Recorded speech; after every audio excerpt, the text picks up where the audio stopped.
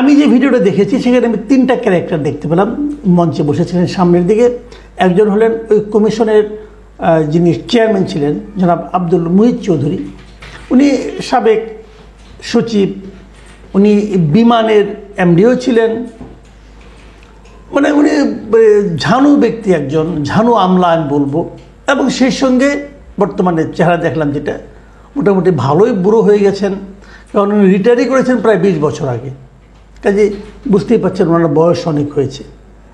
পাশে ছিলেন জনপ্রশাসন মন্ত্রণালয়ের সচিব মিস্টার মুখলিসুর রহমান, এবং তার পাশে ছিলেন এই জনপ্রশাসন সংস্কার কমিশনের যে শিক্ষার্থী প্রতিনিধি মিস্টার মেহেদি হাসান। সরকার যতগুলি কমিশন করেছে সবগুলি কমিশনে একজন করে শিক্ষার্থী প্রতিনিধি দিয়ে দিয়েছে।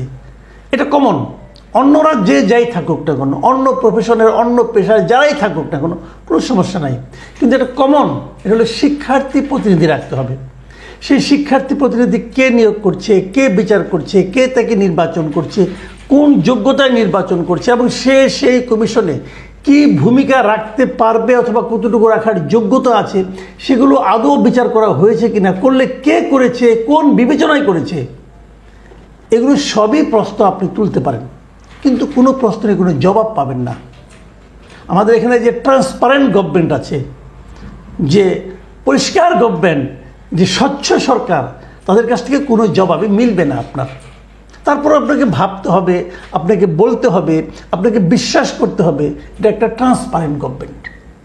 এরা আমাদের অনেক কিছু করে দেবে, এরা আমাদের সংস্কার করে দেবে, এরা আমাদের চেহারা পাল্টে দেবে, এরা আমাদের দেশের রাজনীতিকে পাল্টে দেবে।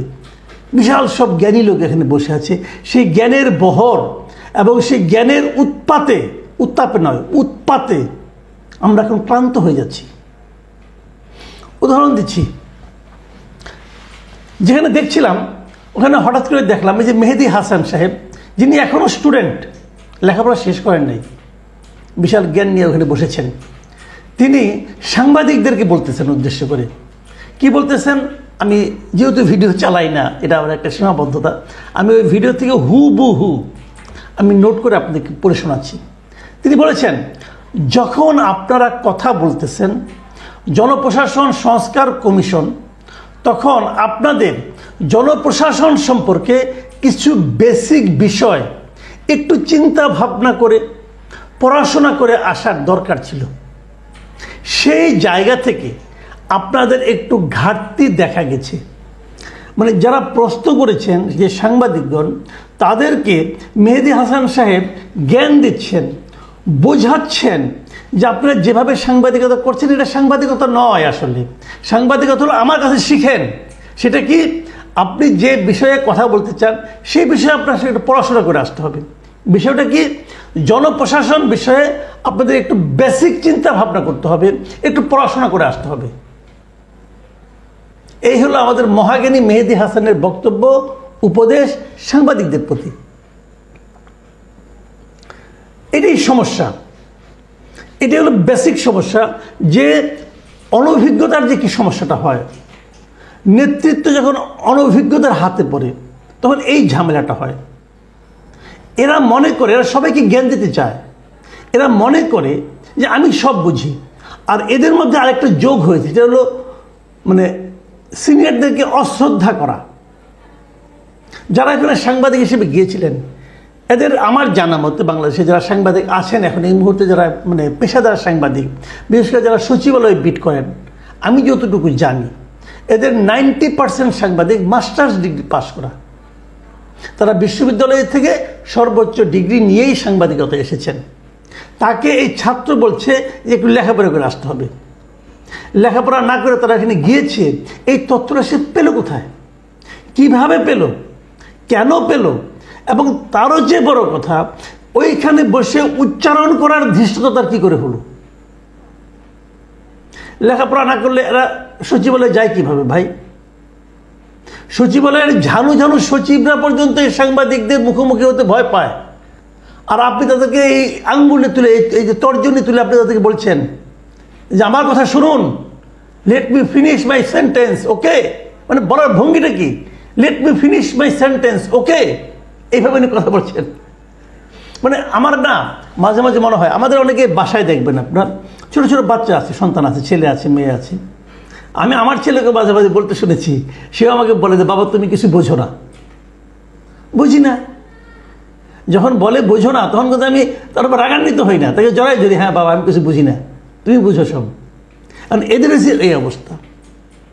ঠিক আছে, আমার সন্তানকে, আমার ছেলেকে আমি খুবই স্নেহ করি, খুবই আদর করি, কিন্তু তাই বলে কি আমি যদি একটা গাড়ি কিনি, আমি যদি একটা নতুন কোনো একটা যন্ত্র, আমি তাকে ওই গাড়িটা চালাতে দেব? আমার এই আদরের ব্যক্তিকে যদি আমি গাড়ি চালাতে দিই এবং সেই গাড়িতে যদি আমি পুরো পরিবার নিয়ে বসি, তাহলে কি হবে? গাড়িটা অ্যাক্সিডেন্ট হবে, আমার আদরের ছেলেও মরবে, আর আমরাও সবাই মিলে মরব। এখন আমার দেশের হয়েছে ওই অবস্থা। দেশের গুরুত্বপূর্ণ যে প্রশাসন, গুরুত্বপূর্ণ যে বিষয়গুলো, সেগুলো পরিচালনার দায়িত্ব পড়েছে এই অনভিজ্ঞ আমাদের সন্তান সম শিক্ষার্থীদের হাতে।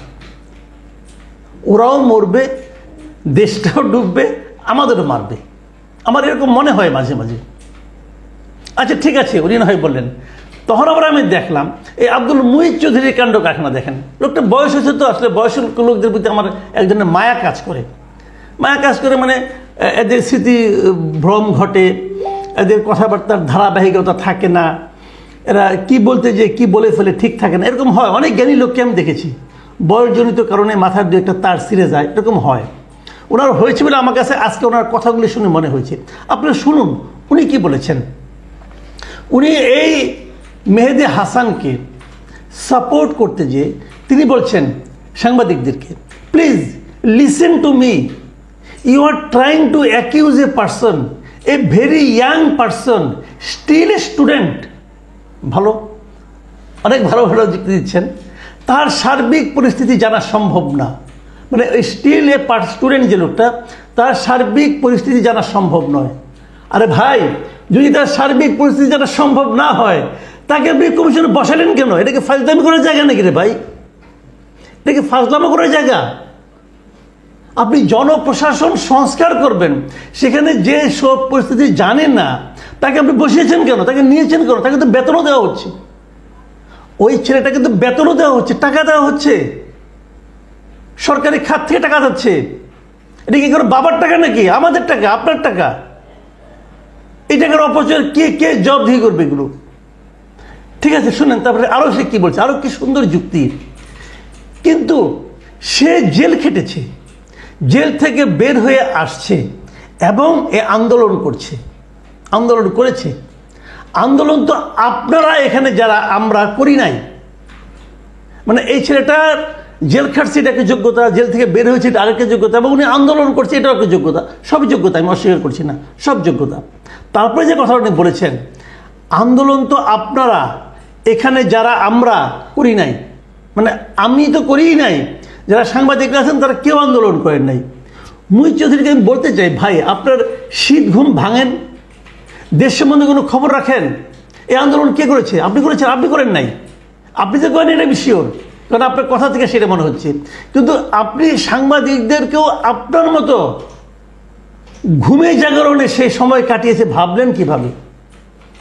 আপনি করেন নাই, বুড়া মানুষ, ঘরে বসে আছিলেন, ঘরে বসে ঝিমাইছেন, ঠিক আছে থাকেন, আমার কোনো আপত্তি নাই। সাংবাদিকরা করে নাই, এই খবরটা আপনাকে কে দিল? সেটা আপনি এখানে বলার মতো দুঃসাহস কিভাবে অর্জন করলেন? সাংবাদিকরা আন্দোলন না করলে আন্দোলন হতো? কে আন্দোলন করে নাই? রিক্সাওয়ালার আন্দোলন না করলে আন্দোলন হতো? মহিলারা আন্দোলন না করলে আন্দোলন হতো? গৃহবধূরা আন্দোলন না করলে আন্দোলন হতো? এমনকি শিশু কিশোররা বন্ধু আন্দোলন করেছে। কোনো খবর রাখেন দেশের? ধাম করে বিরাট একটা পদে বসে পড়ছেন, কোনো খবর রাখেন? রাখেন না। তারপরে আবার যখন এটা দিয়ে আবার সাংবাদিকরা প্রতিবাদ করেছে যে আপনি কি করে বলেন আমরা আন্দোলন করিনি, এবং যারা বললেন আমাদের 6 জন সাংবাদিক এই আন্দোলনে মারা গেছে পর্যন্ত, তখন উনি জবাব দিচ্ছেন। শুনেন দেখেন কি জবাব দিচ্ছেন। তিনি বলেছেন, আন্দোলন ছাত্ররা করছে, সেই আন্দোলন আপনারা কাভার করেছেন। সেই কাভার করতে যে আপনারা অনেকেই পুলিশের গুলির সামনে ছিলেন, এভাবে আপনারা আহত হয়েছেন, নিহত হয়েছেন, এটাই স্বাভাবিক। মানে সাংবাদিকরা যে আহত নিহত হয়েছে এটা খুব গুরুত্বপূর্ণ না, কারণ আন্দোলন ছাত্ররাই করছে, আর কেউ করে নাই। এবং এটা কভার করতে যে সাংবাদিকরা গুলি খেয়েছে, সাংবাদিক অন্য কোনো কারণে গুলি খায় নাই। মানে একটা লোক কতটা অবিবেচক, একটা লোক কত তার চিন্তা কতটা বাস্তবতা বিবর্জিত হলে পরে এই ধরনের কথা বলতে পারে। আমি কিন্তু এখন দেখেন, আমি আলোচনাটা শুরু করেছিলাম এই মেহেদী হাসানের অবিশ্বাসকারিতা নিয়ে, মেহেদী হাসানের আমি অনভিজ্ঞতা নিয়ে, কিন্তু আসলে আমি মেহেদী হাসানের চেয়েও বেশি আতঙ্কিত এই মুঈজ চৌধুরীদের মতো বৃদ্ধদের নিয়ে। তারা তো পুরো জিনিসটাকে গুলিয়ে ফেলেছে, তারা তো আন্দোলনের স্পিরিটটাকেই বুঝতে পারছে না। এই সমস্ত ছোড়া এবং বুড়াদের দিয়ে আমরা কি করবটা কি?